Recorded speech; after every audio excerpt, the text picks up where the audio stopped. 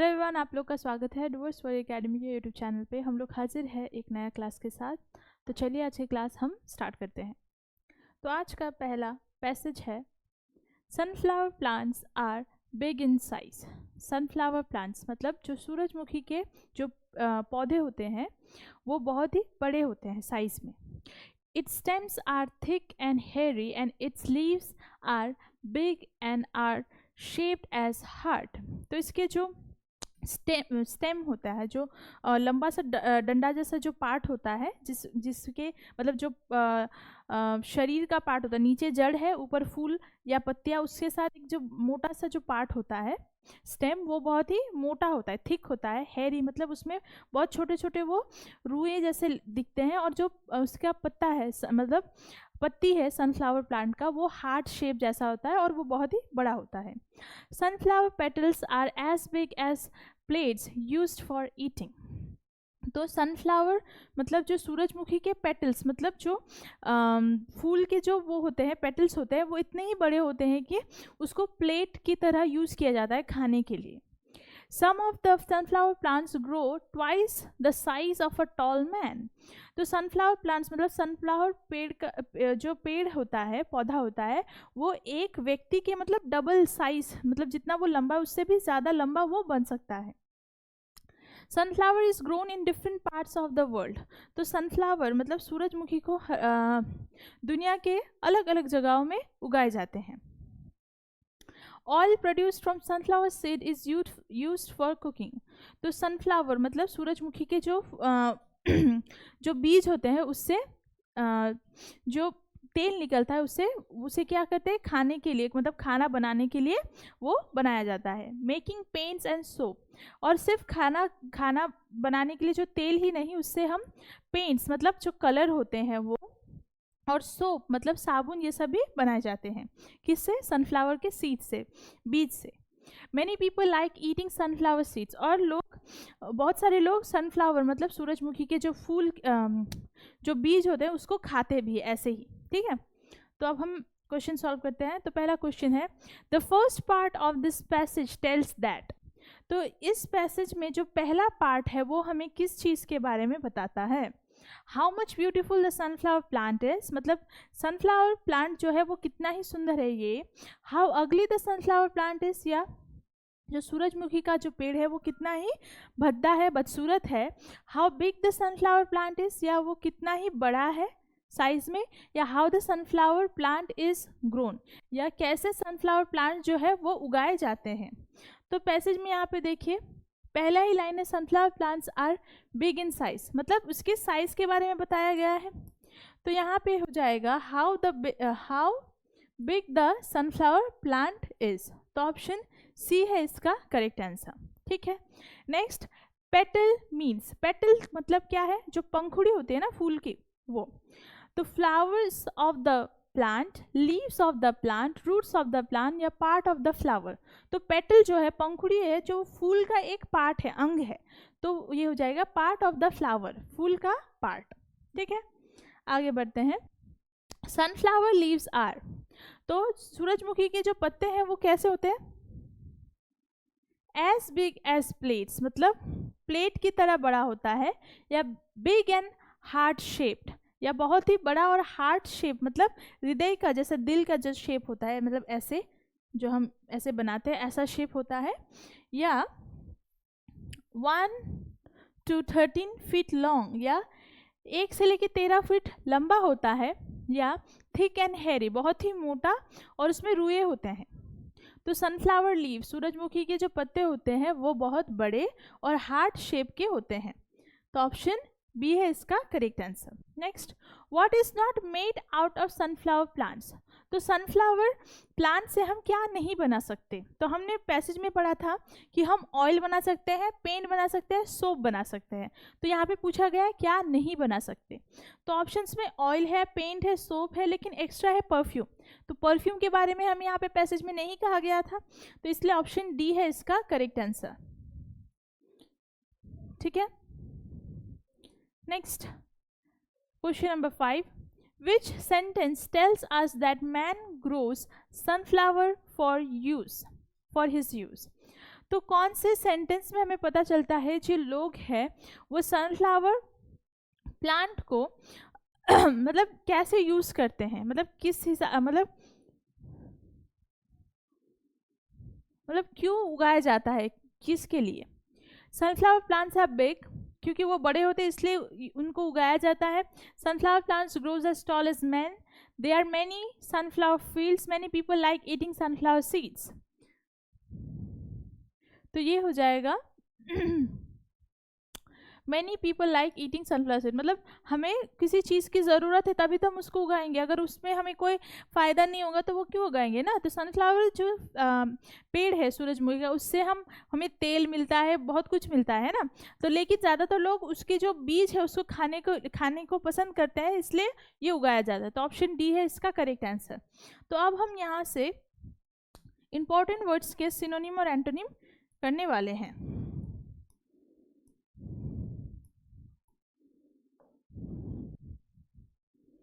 तो पहला वर्ड है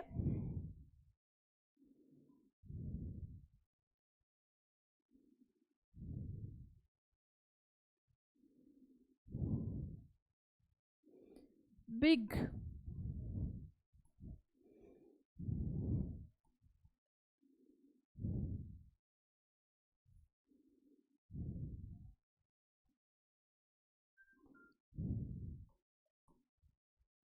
तो पहला है बिग। बिग मतलब बड़ा, और इसका सिनोनिम हो जाएगा लार्ज या ह्यूज।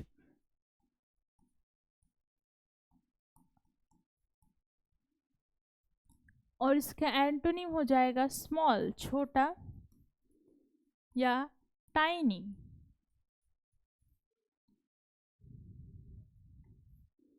नेक्स्ट वर्ड है थिक, मोटा या घना, और इसका सिनोनिम हो जाएगा डेंस या हैवी।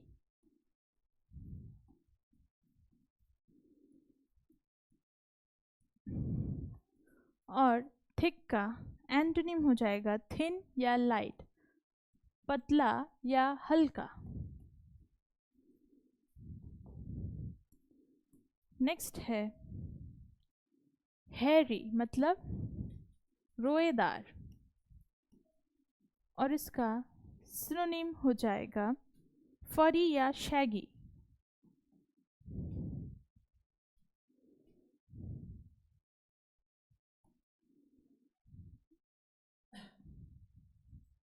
और हैरी का एंटोनिम हो जाएगा स्मूथ या बॉल्ड।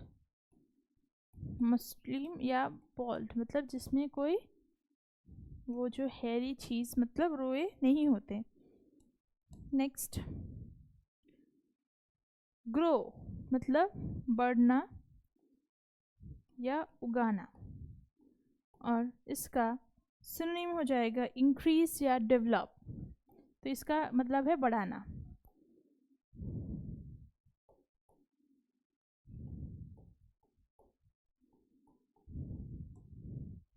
और ग्रो का एंटोनिम हो जाएगा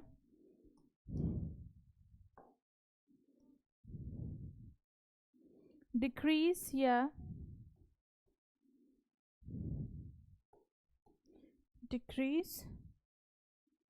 या श्रिंक। कोई चीज़ जो आकार में छोटा हो जाता है वो। तो ये इंपॉर्टेंट वर्ड्स के सिनोनिम एंटोनिम अपने कॉपी में लिख लीजिएगा और अच्छे तरीके से याद कर लीजिएगा। तो अब आगे बढ़ते हैं पैसेज 2 की ओर। तो पैसेज 2 है पंचायत घर is the centre of village panchayat activities.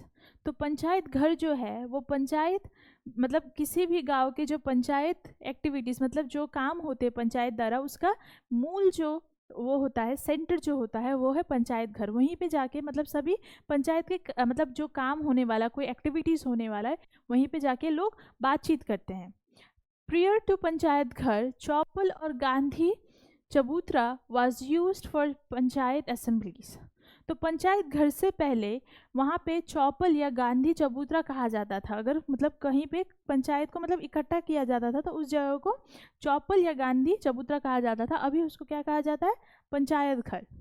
The village pradhan and the other members of village panchayat discuss the village problems there. तो जो पंचायत घर है वहाँ पे जो गांव के प्रधान है, पंचायत प्रधान है, और जो मेंबर्स है मतलब सदस्य है पंचायत के, वो सब वहाँ पे इकट्ठा होते हैं और वहाँ पे गांव की जो कोई समस्या होते हैं उसको कैसे समाधान करें उसके बारे में वहाँ पे बात की जाती है. Children's education, hygiene and sanitation, arrangement of lights during night, women's welfare etc are main works of village panchayat.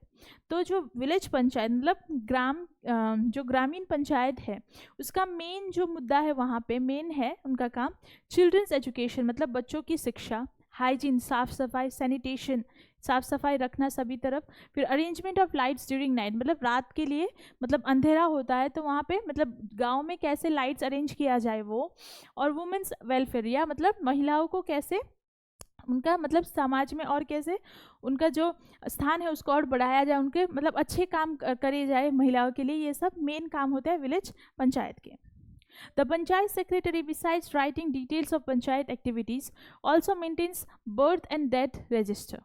तो पंचायत के जो सेक्रेटरी हैं वो जो जितने भी पंचायत मतलब एक्टिविटीज़ जो भी काम हो रहे हैं वो एक डिटेल्स में लिखते हैं डायरी में, और उसके साथ साथ वो वहाँ पे मेंटेन करते हैं बर्थ एंड डेथ रजिस्टर मतलब एक रजिस्टर लिखा जाता है वहाँ पे जहाँ पे किसी की जन्म होती है या किसी की मृत्यु होती है वो सब वहाँ पे लिखा जाता है, क्योंकि उससे उस गाँव में कितने लोग हैं या उन वहाँ पे जनसंख्या क्या है कितनी है वो पता चलता है. ठीक है. Welfare schemes being done for people have change the village completely. और जो सब काम अभी तक पंचायत ने किए हैं जिसकी वजह से बहुत सारे लोगों की मतलब जो जीवन है वो चेंज हो चुकी है गांव में पूरी तरीके से. ठीक है.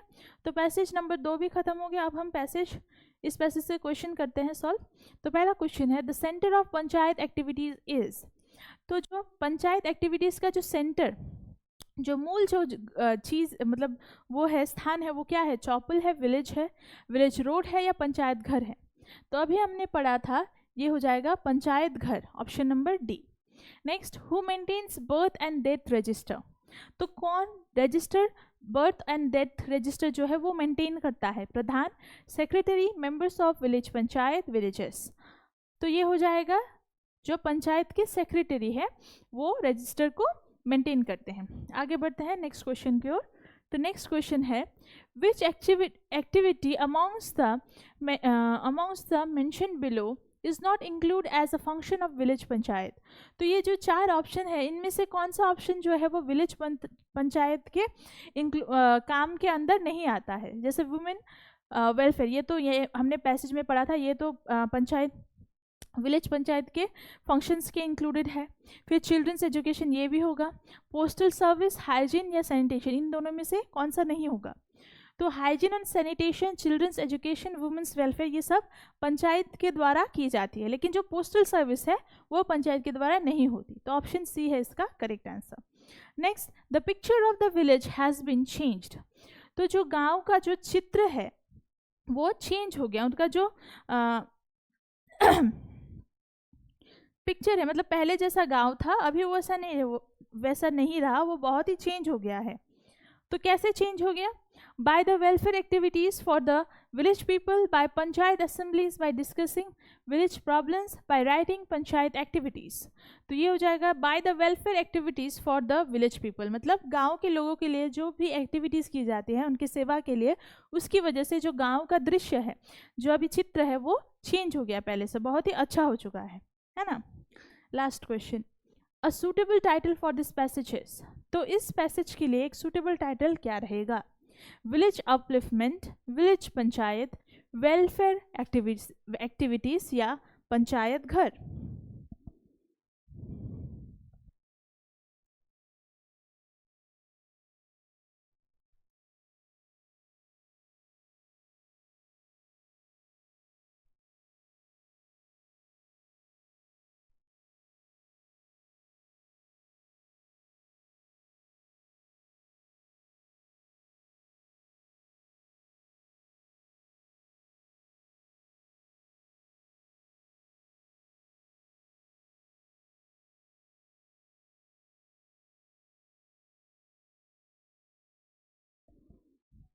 तो इसका आंसर हो जाएगा विलेज पंचायत, क्योंकि यहाँ पे जो गांव के पंचायत है उसके बारे में बात की जा रही है, उसकी व्यवस्था के बारे में, वो कैसे काम करती है। तो ऑप्शन बी है इसका करेक्ट आंसर।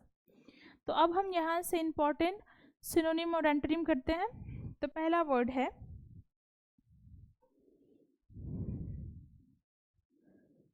सेंटर, केंद्र, और इसका सिनोनिम हो जाएगा मिडिल या कोर।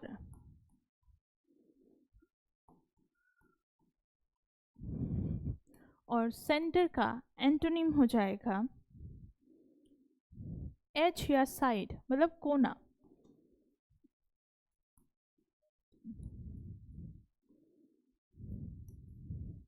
नेक्स्ट है डिस्कस, चर्चा करना या किसी चीज के ऊपर बातचीत करना, और इसका सिनोनिम हो जाएगा टॉक या डिबेट, बात करना।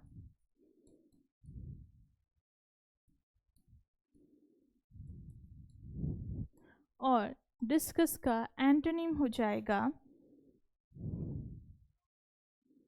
इग्नोर या नेग्लेक्ट, अनदेखा करना, इग्नोर करना।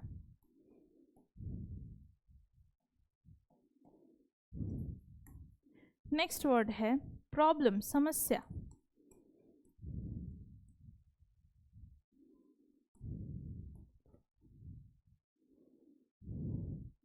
तो इसका सिनोनिम हो जाएगा इशू या ट्रबल।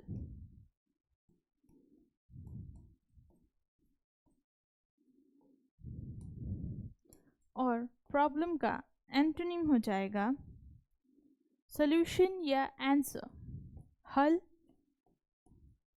सॉल्यूशन का मतलब हल और आंसर उत्तर। और नेक्स्ट वर्ड है वेलफेयर, कल्याण करना, भलाई करना, और इसका सिनोनिम हो जाएगा वेलबींग या बेनिफिट।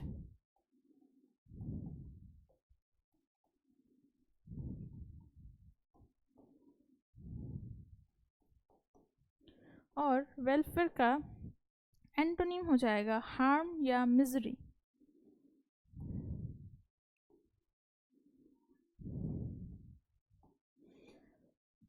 तो ये सेकंड पैसेज है, इंपॉर्टेंट वर्ड्स के सिनोनिम और एंटोनिम है, इसको अपने कॉपी में लिख लीजिएगा। आगे बढ़ते हैं नेक्स्ट पैसेज की ओर, पैसेज नंबर 3 की ओर। तो पैसेज नंबर 3 है नसरुद्दीन लिव्ड एट खुरियन। तो नसरुद्दीन जो है वो खुरियन नाम के एक जगह में रहते थे। His neighbourhood was a trader. तो उसके जो नेबरहुड मतलब जितने भी लोग उनके आसपास रहते थे वो सब ट्रेडर थे। ट्रेडर मतलब जो चीज़ विक्रय करते थे, एक चीज़ मतलब जो कोई भी चीज़ हो वो किसी को ट्रेड करते थे, विक्रय करते थे, व्यवसायी। He was a माइजर। तो नसरुद्दीन जो थे वो एक माइजर थे। माइजर मतलब कंजूस व्यक्ति थे। One day the trader saw Nasruddin offering prayer in his house. तो एक दिन एक व्यवसायी ने देखा कि नसरुद्दीन अपने घर में ऑफरिंग मतलब एक पूजा वो कर रहे थे। O god, Nasruddin was praying loudly, have pity on me and give me a lot of money. हे भगवान, नसरुद्दीन जोर जोर से प्रार्थना कर रहा था। हम तो भगवान को मतलब मन ही मन में प्रार्थना करते हैं ना कि अगर हमें कुछ चाहिए या कुछ काम हो जाए, लेकिन वो जोर जोर से कह रहा था कि हे भगवान मुझ पे दया करो और मुझे बहुत सारा पैसा दे दो, please send me 9,999 only.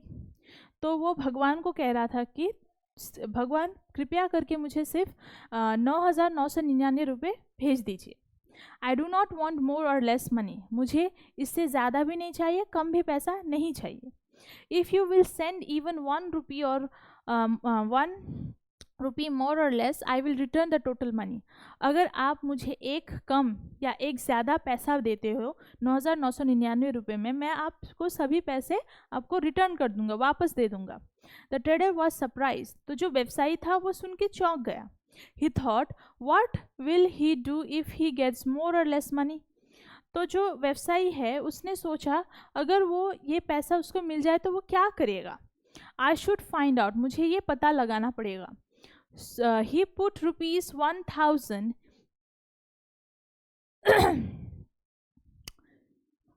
he put rupees 10,000 in a bag and threw it into Nasiruddin house. तो जो व्यवसायी था उसने एक बैग में 10,000 रुपये रखे और नसरुद्दीन के घर में फेंक दिया कि उसे पता लगाने के लिए कि वो नसरुद्दीन जो है, अगर उसमें 1 रुपये ज़्यादा हो गया क्योंकि उसको 9,999 रुपये चाहिए थे, लेकिन अब उसने 1 रुपये बढ़ा के 10,000 करके दे दिया, मतलब जो ट्रेडर था, व्यवसायी था, तो उसने घर में फेंक दिया कि वो अब जानना चाहता है कि वो क्या करेगा। लेकिन उसके बाद क्या होता है, यहाँ पे दिया नहीं गया है। और ये पता ही होगा आप लोगों की, अगर उसको मिल जाए नसरुद्दीन को तो वो देगा नहीं, है ना, वो जस्ट ऐसे मजाक कर रहा होगा। तो ये यहाँ पे ख़त्म होता है। अब हम क्वेश्चन सॉल्व करते हैं। तो पहला क्वेश्चन है, the trader was a miser. It means miser का मतलब क्या होता है? He had lots of money, he had very little money, he like spending money, he didn't like to spending money. तो माइजर का मतलब कंजूस। कंजूस मतलब जो पैसा खर्चा नहीं करता है। He didn't like to spend money मतलब पैसे खर्चना उसे पसंद नहीं है। Nasruddin offered prayers loudly because, तो नसरुद्दीन जोर जोर से मतलब प्रार्थना कर रहा था। क्यों कर रहा था? He wanted the God should he wanted that God should hear his prayers. Not clearly mentioned. He wanted rupees 9,999. He did not want even 1 rupee less or more. तो वो इतने जोर जोर से प्रार्थना क्यों कर रहा था? इसका कारण क्या था?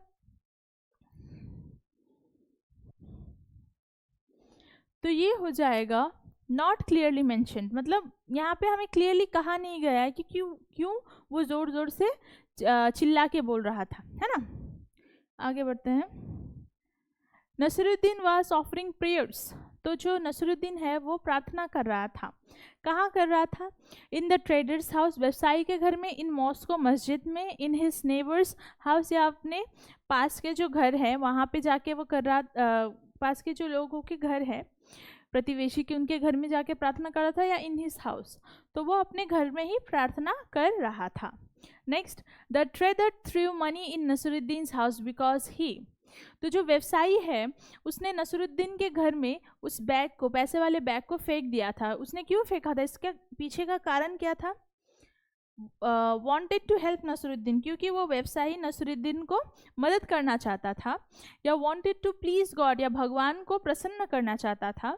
Wanted to know as to what will Nasruddin do after getting money, more money, या वो ये देखना चाहता था कि अगर उसने जितना मांगा है उससे ज़्यादा नसरुद्दीन को मिल जाए तो वो क्या करेगा उस पैसे से।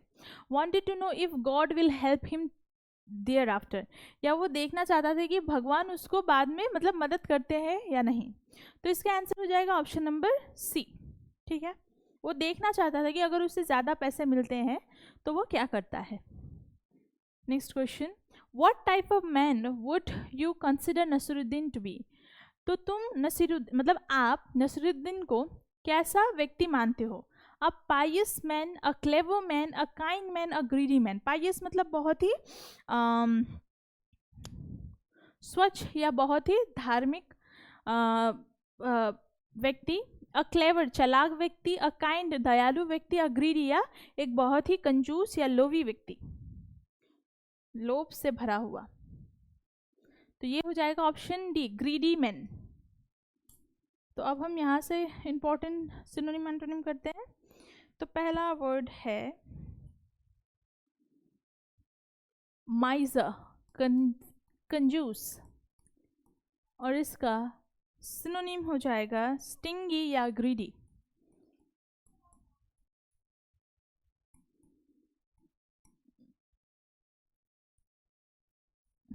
कंजूस, और इसका एंटोनिम हो जाएगा जेनरस या काइंड, मतलब दयालु।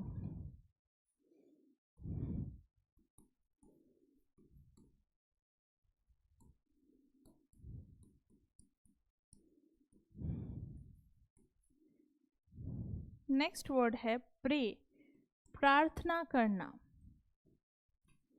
और इसका सिनोनिम हो जाएगा रिक्वेस्ट या वर्शिप।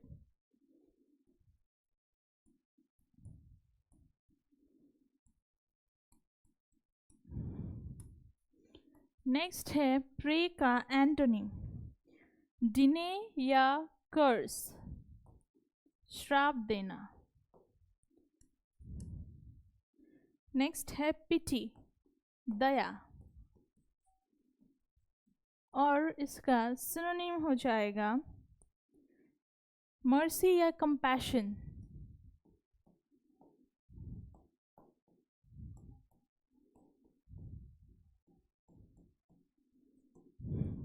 और पिटी का एंटोनिम हो जाएगा क्रुएलिटी,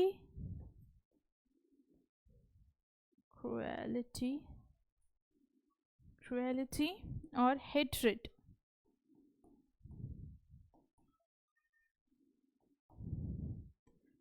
नेक्स्ट है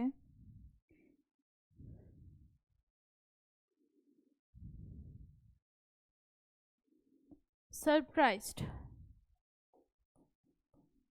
चौंक जाना, और इसका सिनोनिम हो जाएगा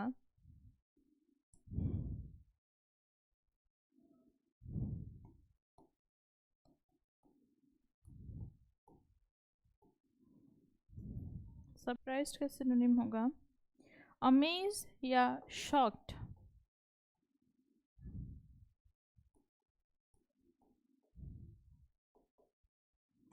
और सरप्राइज्ड का एंटोनिम हो जाएगा एक्सपेक्टेड या अवेयर।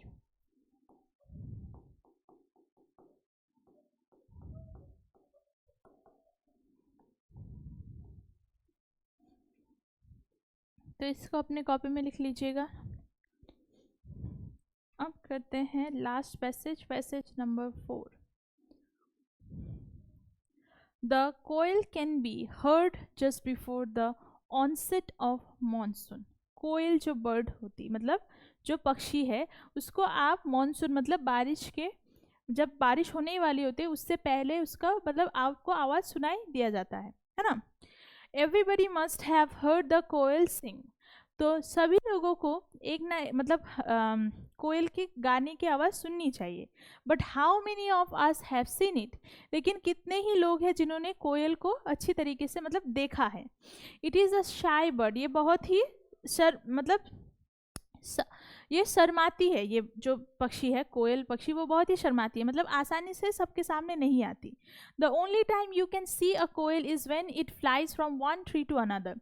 तुम सिर्फ एक ही बार उसको देख सकते हो जब जो कोयल पक्षी है वो एक पेड़ से दूसरी पेड़ पर मतलब उड़ के जाती है। You will then notice that it is very much like a crow. और तुम तब नोटिस करोगे कि वो जो कोयल पक्षी है वो बहुत मतलब देखने में बहुत हद तक जो कौवा है उसकी तरह दिखता है। On the same colour and size but slender with a longer tail. तो सेम कलर मतलब उसका जो कलर है, रंग है, वो कौवे की तरह ही होता है। साइज मतलब आकार भी कौवे की तरह होता है, लेकिन वो थोड़ा स्लेंडर मतलब थोड़ा लंबा होता है। उसका पूंछ जो है वो लंबी होती है।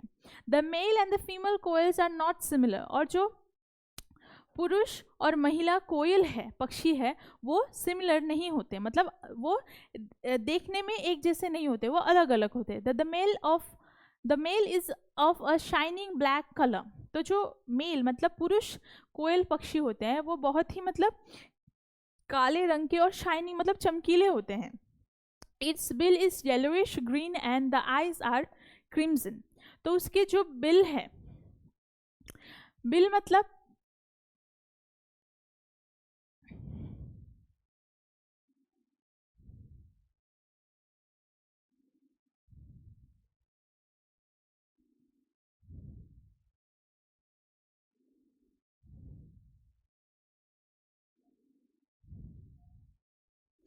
तो उसकी जो चोंच होती है वो येलोइश मतलब येलोइश ग्रीन मतलब पीले रंग का ग्रीन रंग का मतलब मिक्स ऐसा कलर दिखता है। और आईज आर क्रिम्सन। और उसकी जो आंखें होती है वो क्रिम्सन मतलब लाल रंग की होती है।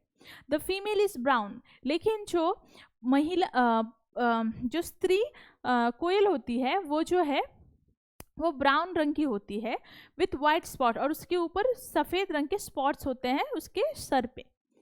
तो ऐसे आप पुरुष और स्त्री जो कोयल है इन दोनों में डिफरेंस देख सकते हो। अब हम क्वेश्चन को करते हैं। तो पहला क्वेश्चन है, you can hear the koel before. तो आप कब कोयल को गाते हुए सुन सकते हो?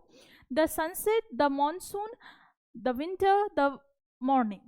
तो आप कोयल को मानसून से पहले सुन सकते हो, है ना। The koel can be called a shy bird because it, कोयल को एक बहुत ही जो शर्मालू जो पक्षी, शर्मीला पक्षी कह सकते हैं, कहते हैं। क्यों? सिंग्स स्लोली, क्योंकि वो बहुत ही धीरे धीरे गाना गाती है। या डज नॉट कीप फ्लाइंग, या वो ज़्यादा उड़ती नहीं। हाइड्स इटसेल्फ, या वो खुद से छुप जाती है। लुक्स लाइक अ क्रो, या वो देखने में बहुत एक कौवे की तरह दिखती है। तो क्या होगा इसका आंसर? तो इसका आंसर हो जाएगा हाइड्स इटसेल्फ, मतलब ये खुद को छुपा लेती है, मतलब बहुत शर्मीला पक्षी है, तो वो आसानी से नहीं मतलब खुद को नहीं दर्शाता किसी को, तो वो छुप जाता है, तो इसलिए उसको शाई बर्ड कहा जाता है। Which of the following is not common the both male and female coils. तो कौन सी चीज़ है जो कि पुरुष कोयल और एक स्त्री कोयल में डिफरेंट, मतलब कॉमन नहीं है? कलर, आई, बिल, वॉइस। तो इन दोनों के कलर सेम नहीं है, क्योंकि पुरुष का जो कलर है, पुरुष कोयल का, वो काला होता है और स्त्री कोयल का वो ब्राउन कलर का होता है, इसलिए। The koel is very much like a crow in, तो जो कोयल है वो बहुत हद तक कौवे की तरह दिखती है। कैसे? मतलब कलर के हिसाब से, या उड़ान के हिसाब से, वॉइस मतलब साउंड के हिसाब से, या शाइनेस मतलब जो शर्माती है वो लोग, तो उसके हिसाब से। तो इसका आंसर हो जाएगा कलर के हिसाब से, मतलब कलर से, मतलब कौवे और कोयल को थोड़ा बहुत मतलब सेम दिखते हैं वो दोनों। Next, the most suitable title for this passage would be. तो इस पैसेज के लिए सुटेबल टाइटल क्या रहेगा? The crow and the female koel, मतलब जो कौवा और एक स्त्री कोयल। द टू ब्लैक बर्ड्स, या दो काले पक्षी। द कोयल मतलब कोयल पक्षी। The male and female koels and crows. तो ये हो जाएगा द कोयल, क्योंकि हमें यहाँ पे कोयल के बारे में मतलब बताया जा रहा है। तो इस पैसेज से इंपॉर्टेंट सिनोनिम और एंटोनिम को देख लीजिए। तो पहला वर्ड है शाय,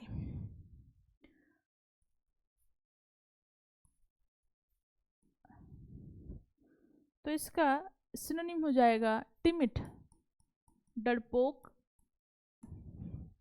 या बैशफुल, संकोची। और शाय का एंटोनिम हो जाएगा बोल्ड, साहसी, या कॉन्फिडेंट।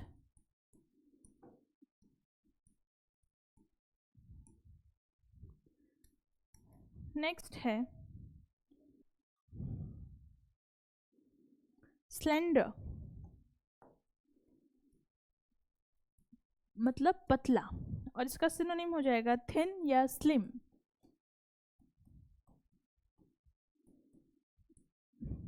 और स्लेंडर का एंटोनिम हो जाएगा फैट या थिक, मोटा।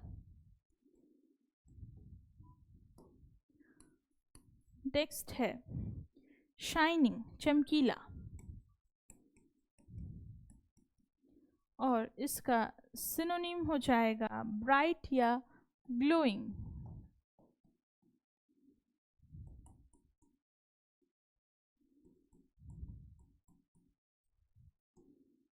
नेक्स्ट है शाइनिंग का एंटोनिम, जो कि हो जाएगा डल या डिम, फीका। नेक्स्ट है सिमिलर, मतलब एक जैसा, और इसका सिनोनिम हो जाएगा अलाइक या सेम, एक जैसे दिखने वाले।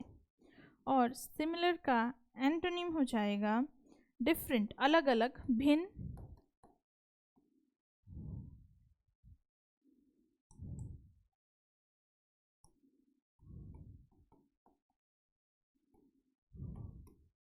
या डिसिमिलर।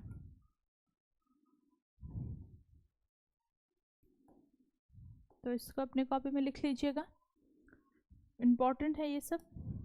तो आज की क्लास के लिए इतना ही। आशा करती हूँ आपको आज का क्लास अच्छा लगा होगा। सभी question and answer, word meaning और जो सिनोनिम एंटोनिम है आप लोग को अच्छी तरीके से समझ में आए होंगे। तो अगर आप हमसे जुड़ना चाहते हैं तो डूअर्स वर्ल्ड एकेडमी के यूट्यूब चैनल को लाइक, कमेंट, शेयर, सब्सक्राइब करिएगा। और अगर आप हमसे जुड़ना चाहते हैं तो दिए गए नंबर पे हमें ज़रूर कांटेक्ट करिएगा। तब तक के लिए स्वस्थ रहिए, खुश रहिए। मिलेंगे नेक्स्ट क्लास में। Thank you.